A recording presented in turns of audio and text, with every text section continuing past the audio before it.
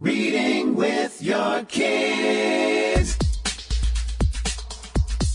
Hey, so great to see you. Come on in.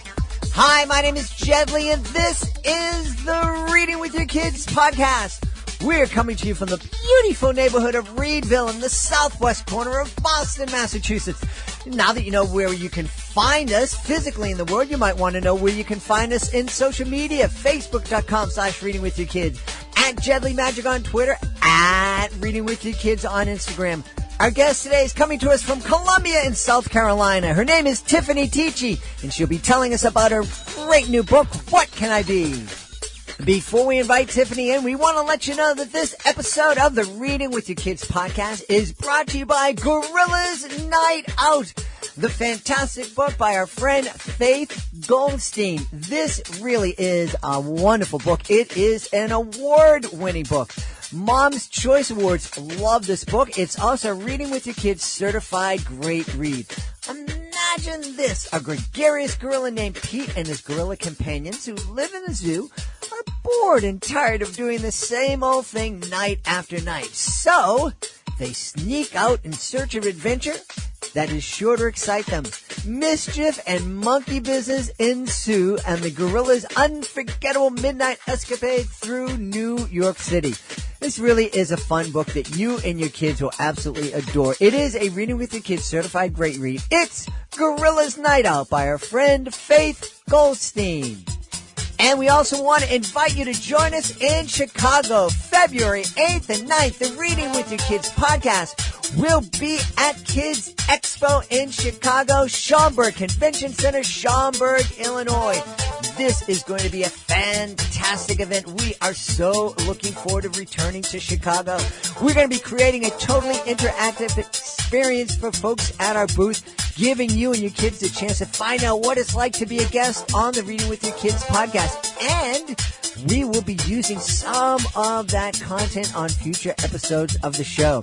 We'll also be presenting Jedley's Totally Interactive Magic Circus, and we're going to be looking for some of you to join me on stage and to create some magic and illusions. It's going to be an awful lot of fun. It's happening February 8th and 9th. Schaumburg Convention Center, Schaumburg, Illinois. It's Kids Expo. Joining us on the line right now from Columbia in South Carolina. She is here talking about something that we talk a lot about here on the Reading with Your Kids podcast, encouraging our kids to explore the STEM fields. Please welcome to the show the author of What Can I Be? STEM Careers from A to Z. Please welcome Tiffani Teachey. Tiffany, how are you? I'm doing fine. Thank you for having me. I appreciate it. Really excited for you to be here. As I said, in the 3 years that we've been on, we've talked a lot about encouraging our kids to explore the STEM fields. Why don't we just start there? Why is it so important? Why do you think it's so important to get our kids interested in STEM? Yes, I feel it's important because it helps stimulate the mind. So with STEM, science, technology, engineering, math, they get the opportunity to stimulate their mind. The reason I guess went into engineering is because it was problem solving. So that portion of it is tied in with a lot of the STEM aspects. So kids if you start early, I think it's important for them to start early and start engaging in them early with the STEM. So you get to see that STEM is a part of all aspects of our lives, and so if they can start early and learn it, I think it's important for the future. Yeah, I guess a lot of, I know when I was growing up, the idea of being an engineer or a scientist or a mathematician, that seemed really, and I'm so old, there wasn't any technology when I was growing up, but there, those kind of fields were kind of scary. You kind of had to be really special to be an engineer. And, of course, it takes a lot of work. But I'm talking to people, and it sounds like those fields are a lot more accessible than at least I used to think. Right. And it's exposing them early as far as looking at it from all different perspectives. They got all ways of doing it, from coding and if they're using the technology, all the behind the scene things, and letting them to know that helps them to really stay engaged. And a lot of times you see a lot of the kids doing all different hands-on building and construction, and trying to tie that in would be key when you're talking about the whole starting early and engaging them. And they're already probably are doing some of that and just don't know that that's already tied in with the STEM and the engineering aspect. Now, according to my daughter's boyfriend, we were speaking earlier, Tiffany and I let her know that my daughter's boyfriend is a mechanical engineer. He's also an electrical engineer. And from our conversations, you are a bit of and I mean this as a compliment, you're a bit of a unicorn, a woman with an engineering degree. How did that happen in your life? I actually knew what I was getting into when I decided I wanted to go into engineering at that point when I decided, and I knew that it was a male-dominated field. Mm-hmm. And so that's why I encourage more of girls, underrepresented minorities to go into this field, because we don't see as much of it. We need the diversity. We need more of it, because a lot of times young age girls, they get intimidated in school. They think with math, they can't show that they are just as skilled, and that's important for them to know that you can be the engineer, you can be the doctors and statisticians and all that and everything too. And don't let it intimidate you. And if they start seeing, I think representation matters. That was key. I see if they can start seeing more of us as far as girls seeing it, more minorities seeing it, then I think that helps as far as increasing the diversity in the field of STEM itself. Yeah, and I think diversity is, we a lot of people think diversity and it's just, diverse races or diverse cultures, but also diverse perspectives and diverse experiences, and that can be really helpful in the STEM field. If you come from, if 90% of the engineers out there come from a similar background, and you're coming from a completely different background, you have the same training, but you look at the world in a slightly different way, and that can really be valuable on a team. Am I right? Agree. And that's the part where you talk about team, when you talk about working as a team, having different perspectives, not all thinking alike. You got to have those type of perspectives. So getting the different from the gender perspective, hearing different perspectives, I think that's what's key in working together from all different diverse aspects as a team. I think that's what comes together when you're dealing with the STEM fields itself. Now, we're talking a lot about, if our young kids see more women in the STEM fields, they'll be more encouraged. If they see more minorities in the STEM field, those kids would be encouraged. What was it that encouraged you? Because if we need more now, then there wasn't any there when you were growing up. What gave you the courage to break this barrier? To be honest, I actually grew up in a family where we were encouraged to be well-rounded, be diverse in all different aspects. So I was well-rounded, and it gave me the opportunity from sports, music. I played the saxophone. I did hurdles, basketball, and just exposure to all different aspects. I think that played a role with saying, okay, I can be able to network and do that. So seeing that's the opportunity to break the barriers of engineering. I think that's what's key. I grew up with an educator. My mom was a teacher, and my dad was an entrepreneur.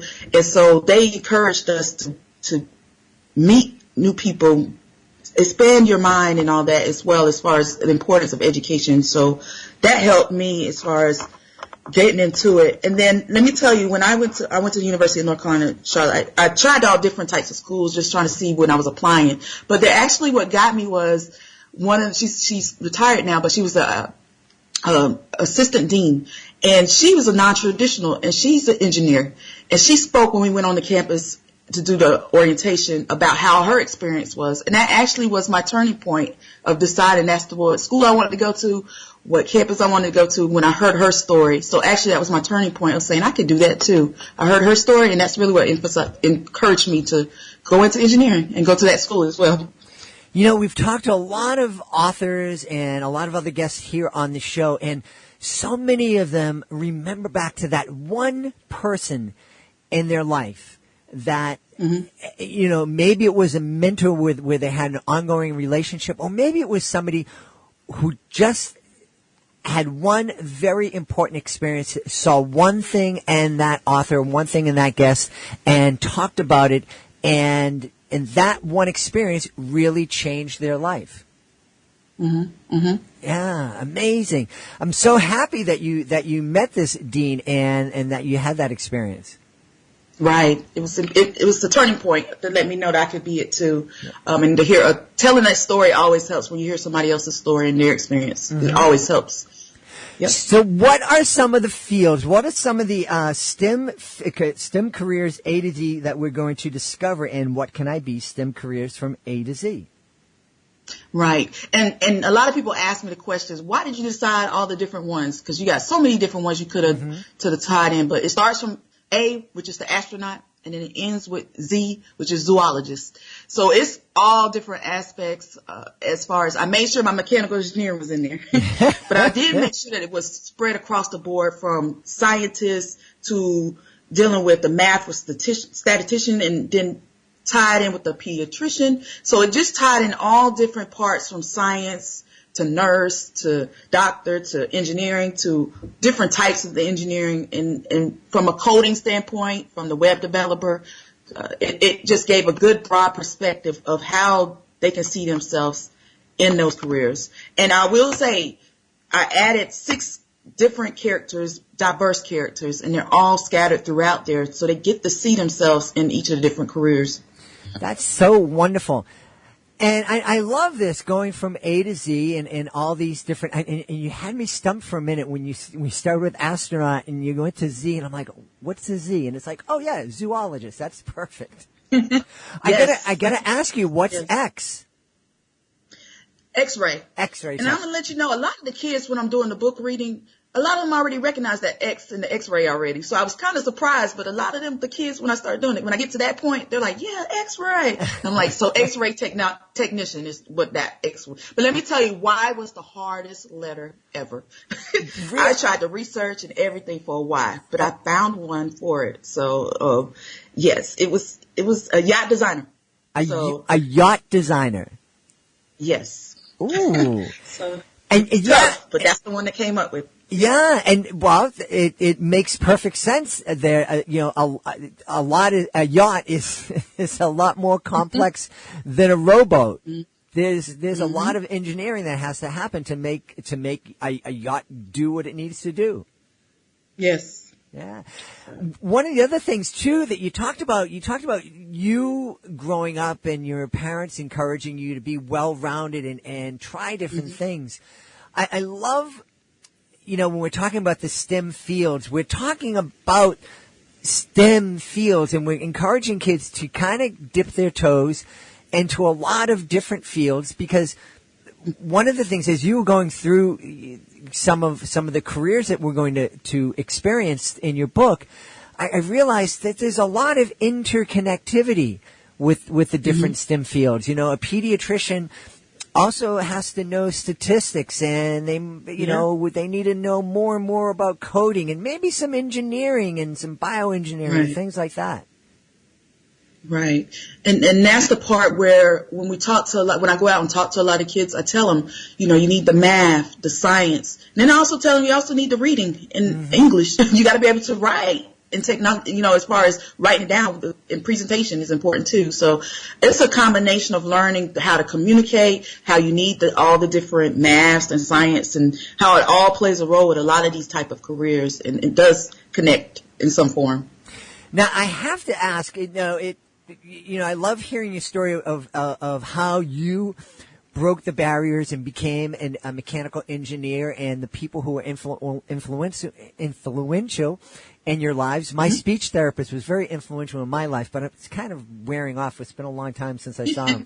But how did you go from a mechanical engineer to children's author? Right. So I do a lot of, I love to give back. I am all about paying it forward, and I feel like it's important because I became an engineer. I have to go back and bring and let them know as youth that you can do it too. So I do a lot of those talks. I go and do presentations. I do hands-on activities, all those type of things with different groups. But I decided, why not put it in a book? Why not write it?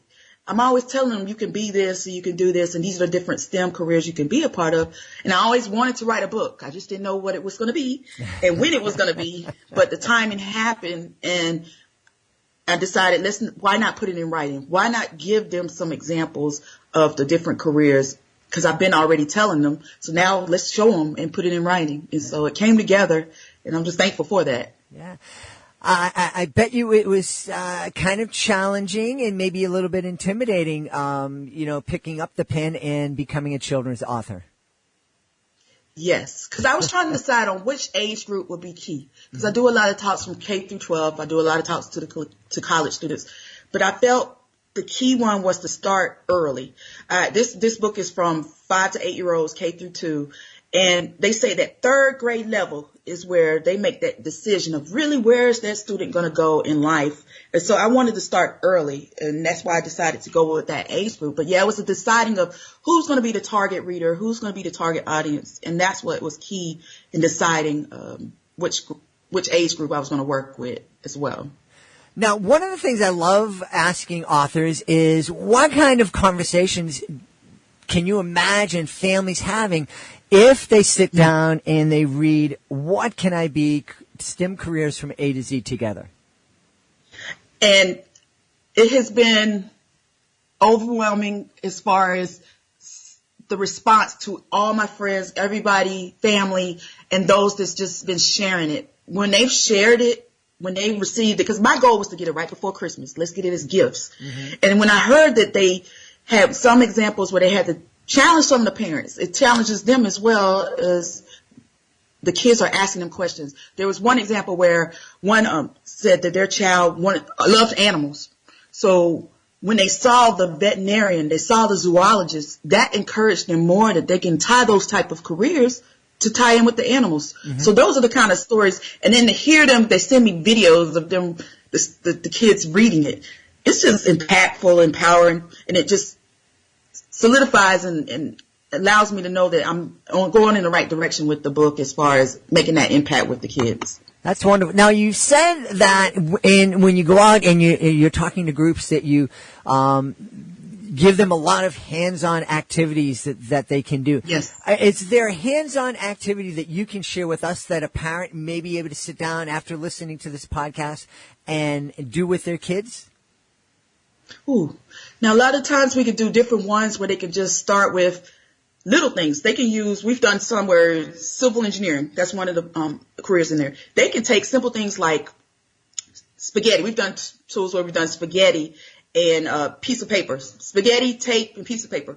And they have to build the highest tower with them, or spaghetti and marshmallows. Use those tools, resources, and build the tallest tower you can get. So you can use a lot of the resources you have around the house, and you can make hands-on activities, and it challenges them in thinking and seeing how they can utilize the resources they have with limited resources. How can you make and design and create is where it stimulates the mind. So, for example, the civil engineering, that's how they build bridges, structures. So those are the kind of descriptions that's in the book where now you can start building upon it, and they can start doing the hands-on type of things. And that's just one example of one of the career activities they could do. That sounds like a lot of fun, taking some spaghetti yes. and some uncooked spaghetti, I marshmallows. assume, and some marshmallows and putting them together. Now, what kind of, as parents are doing this with their kids, what kind of things do we need to talk to kids about thinking about and getting them to think about, think like a civil engineer?